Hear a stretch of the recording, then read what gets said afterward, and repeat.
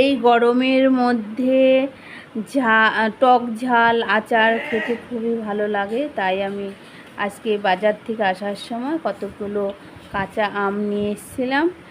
এবার তো আমের সংখ্যা মোটামুটি ভালোই আছে, দেখলাম অত বেশি নেয়নি, দামটা ঠিকঠাকই আছে। বাড়িতে আম এনে জল দিয়ে ধুয়ে ভালো করে আমটাকে পরিষ্কার করে ছাড়াচ্ছি। এই আমটা ছাড়িয়ে নেব পরিষ্কার করে। আম ছাড়িয়ে ভালো করে পিস পিস করে নিয়েছি। ওই আমের মধ্যে তোমার নুন আর হলুদ দিয়ে ভালো করে ওটাকে মাখিয়ে রাখতে হবে। তুমি মাখিয়ে সঙ্গে সঙ্গেও করতে পারো, আবার কিছুক্ষণ হলুদ নুন দিয়ে মাখিয়ে আবার রোদে দিলে ওটা আরও বেশি ভালো হয় আর কি।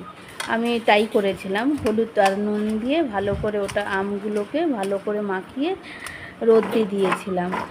রোদে একটুখানি হালকা হালকা করে, যেহেতু মানে 2-1 ঘন্টা রেখেছিলাম। 2-1 ঘন্টা রাখার পরে দেখলাম ওর থেকে অনেকটা জল বেরিয়েছে, আমের যে জলটা রসটা সেটা বেরিয়ে গেছে, টকটা বেরিয়ে গেছে। এবার আমি ননস্টিকের মধ্যে তোমার একটা শুকনো লঙ্কা আর হচ্ছে সর্ষে ফোড়ন দিয়ে আমি আমটাকে দিয়ে দিয়েছি।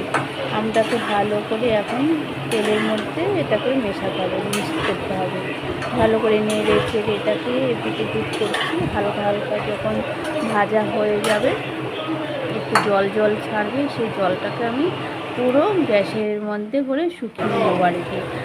আর কি শুকিয়ে নেবো, জলটা যদি থাকে তাহলে ওটাকে টক টক হয়ে যাবে। এর জন্য ভালো করে ওটাকে জলটাকে পুরো একদম শুকিয়ে নিতে হবে আর কি।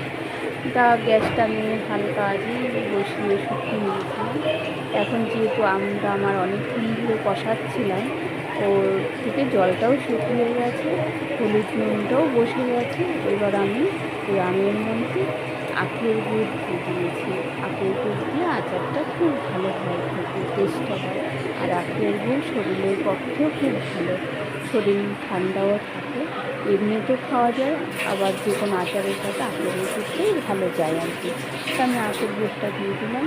তখন আমি এই আমটা আখের গুড়ের সাথে আমার প্রত্যেকটা আম ভালো করে নিয়ে চেড়ে এটাকে ভালো করে যেরকম কষানো আর কি, যে কোনো সবজি টবজি তরকারি যেরকম কষাই এরকম করে ভালো করে কষিয়ে নিতে হবে।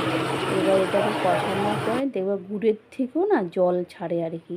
সেই জলটা ছাড়ার পরে যখন তেল তেল একদম আমার যে আগে তেল নুন হলুদ সব দেওয়া হচ্ছে, তার থেকে যে গায়ের থেকে যে তেলটা ছাড়ে সেই তেলটাও ছাড়া হয়ে গেছে। এবার আমি আগের থেকেই তোমার ধনে জিরে পাঁচফোড়ন রাঁধুনি সর্ষে মেথি এসব সব মশলা আগের থেকেই ভেজে আমি একটা কৌটোর মধ্যে রেখে দিয়েছিলাম গুঁড়ো করে আর কি। সেই গুঁড়োটা এখন যেহেতু আমার কষানো হয়ে গেছে, এই আমের মধ্যে আমি এই মশলাটা ছড়িয়ে দিয়েছি। ছড়িয়ে দেওয়ার পরে কি সুন্দর একটা সেন্ট, কি সুন্দর একটা গন্ধ বেরিয়েছে জানো না তো। আমার তো রান্না করতে করতে জিভে একদম জল চলে এসছে, এত সুন্দর গন্ধ বেরিয়েছে। তা আমার এখন আমের আচার রান্না করা কমপ্লিট হয়ে গেছে।